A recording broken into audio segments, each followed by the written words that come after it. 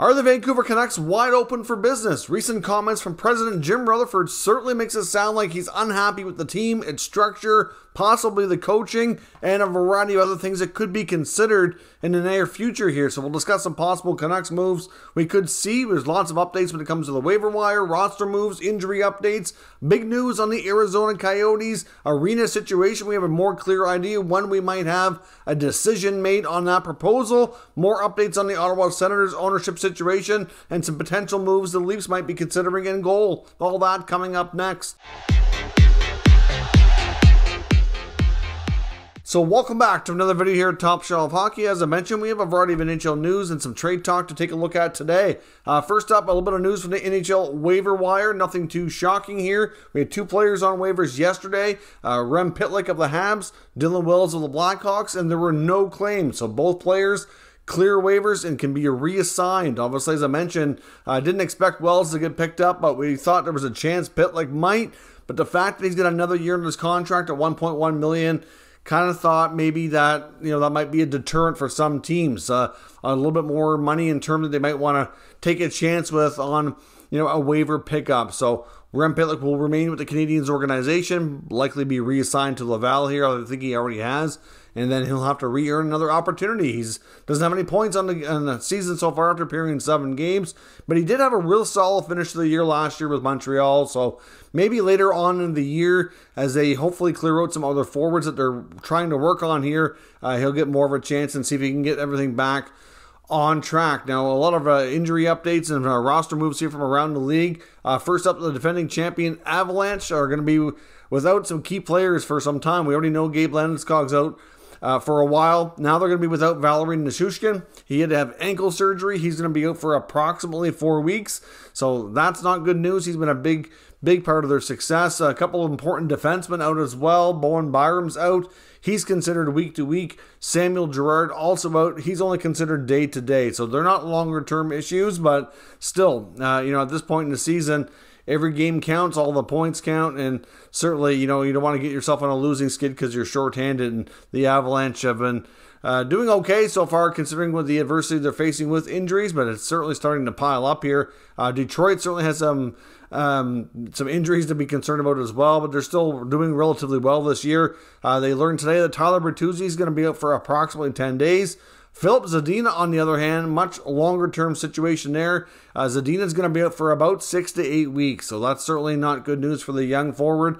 Trying to gain consistency within his game and kind of progress his career here. New Jersey, lots of updates there today. And a couple of players that we already knew were hurt and were going to be out for, longer term. We just didn't know exactly how long. Mackenzie Blackwood, of course, we discussed had an MCL sprain. And as I talked about yesterday, depending on the grade of that sprain and the severity, it can be anywhere from 3 to 4 weeks to upwards of 6 weeks. Sometimes it's a couple of months, maybe requires surgery.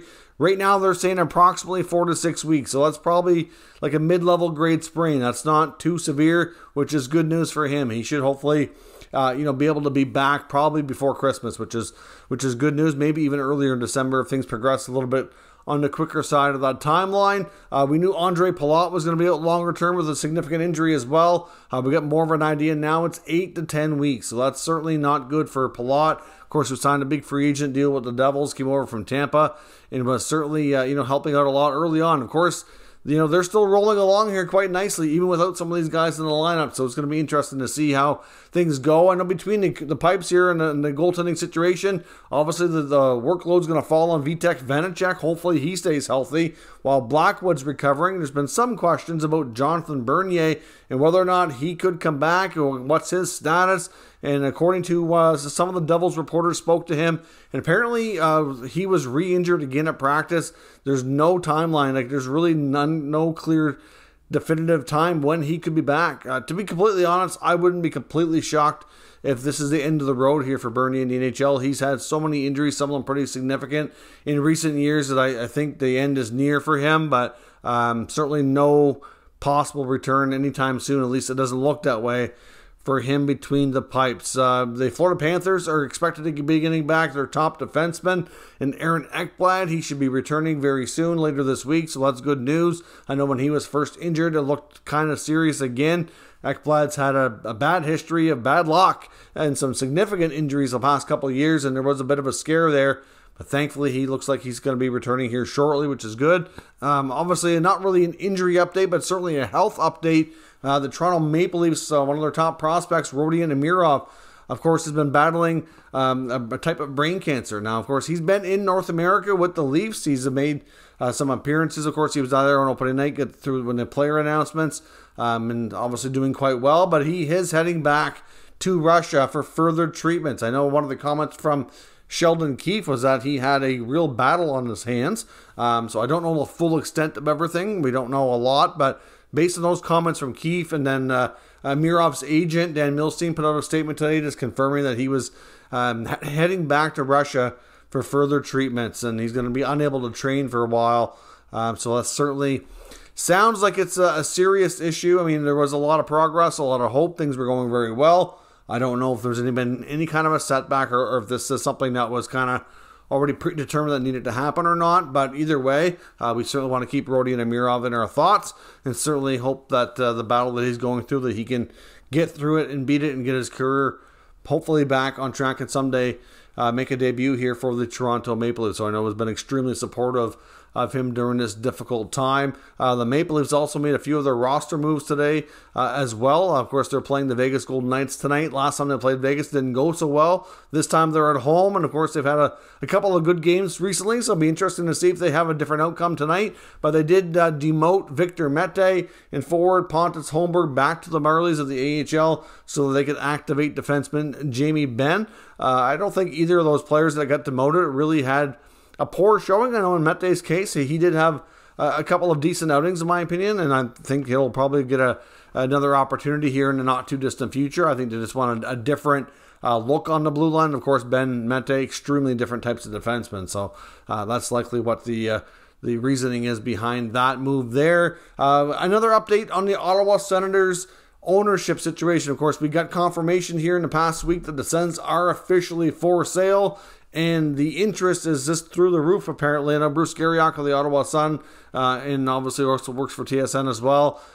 Bruce is reporting that there's not just 4 groups, which was originally mentioned by a lot of other news outlets, and there's 4 main groups of people, but it's actually way more than that. The interest is actually quite significant. But of course, a lot of the talk is around Ryan Reynolds, of course, because he's a Hollywood movie star, with the rumored interest, and there was obviously confirmed interest through sources that had talked to people close to Reynolds, but it's not just through that anymore. Ryan Reynolds himself appeared on the Tonight Show with Jimmy Fallon last night and confirmed it himself. Jimmy asked him point blank on the show about his interest in the Ottawa Senators, and he confirmed that he is 100% interested. He did make a joke, which is not really a joke in a way, but he obviously is being comical, said that he needed a sugar daddy or sugar mama or 2 with deep pockets to help him put together a group to make the purchase happen, which is no big surprise here. We know Ryan Reynolds, of course, has had a lot of success, a lot of fame and fortune, obviously very wealthy compared to everyday people like us, but at the same time, he's not a billionaire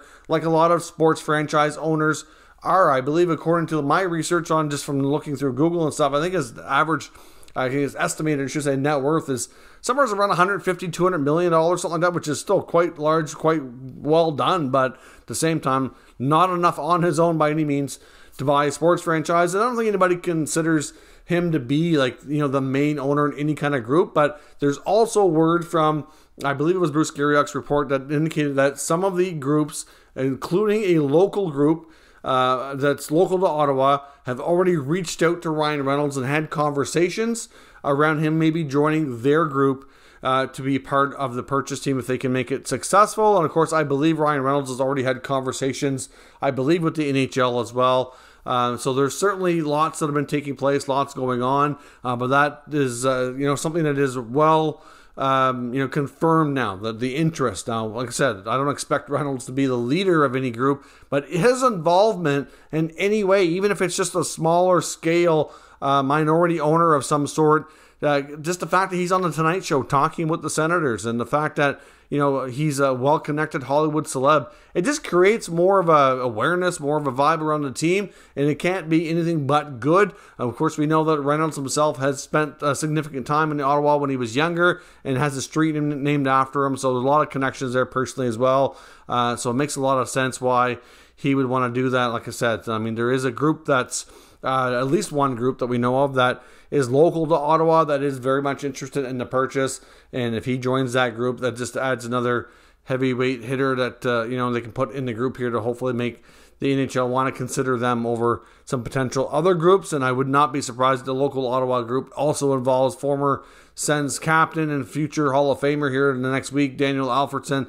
Likely, I don't know if he'd be involved necessarily in an ownership level, but I think that he would have you know, his support likely attached to one of those groups, most likely the local one, and assuming their bid was successful, then there'd be a much greater chance that he would return and take some kind of a high-profile job in the front office with the Sens again. So we'll see how all that goes, but certainly some good developments there. On the Arizona Coyotes situation with their arena, we do have developments there as well, and I'll show you a screenshot here from the post that came from the city of Tempe today. The city of Tempe made an announcement that they are going to meet on Thursday, which is in a couple days' time here on November the 10th, to consider a resolution that would reserve a spot on the county May 2023 special election ballot.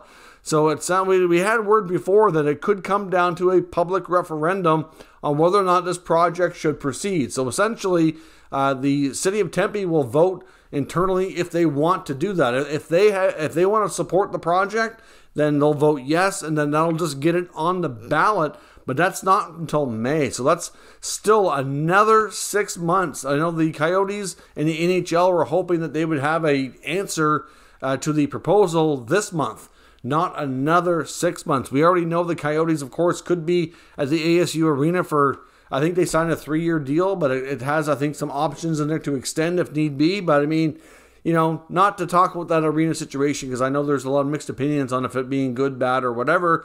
But at the same time, like, it's, you know, for the team's viability and just for the stability, the sooner they can get an answer to yes, this is happening, or no, it isn't, will be a huge thing. Ideally, they want it to be yes, you're approved, and then of course from there you still have to get through the financing part of it, but that, you know, is something that they're already in the process of lining up and being able to do. So, you know, I'm sure the NHL is not going to be thrilled about there being another 6-month gap before there's a more definitive answer, but it looks like it's heading for a public referendum, as we discussed before, that it could be heading down that road as well. Now, back to the Leafs for a second here. Of course, like I mentioned, the update on Rodi and Amirov and some of their roster moves, but there is still some talk that they could be considering a goalie trade. Now, of course, I'm not convinced that this is something that's going to happen just yet, but there was an article today on dailyfaceoff.com that I've seen talking about some goaltending options. Of course, they're dealing with a bit of injury bug in the goaltending crease right now with Matt Murray out, and then, of course, Samsonov goes down with a knee injury. But at this point, we don't have reason to think that either is going to be out for too long. Matt Murray did return to practice today with the Leafs. No timeline on a return. Really difficult to say because we don't know the full extent of everything that's really going on with him. There hasn't been much in the way of updates. When it comes to Samsonov, though, the knee injury, according to Sheldon Keefe, is week to week. So, you know, they got through, obviously, the first game here against the Carolina Hurricanes with the tandem of Shalgren and Petruzzelli.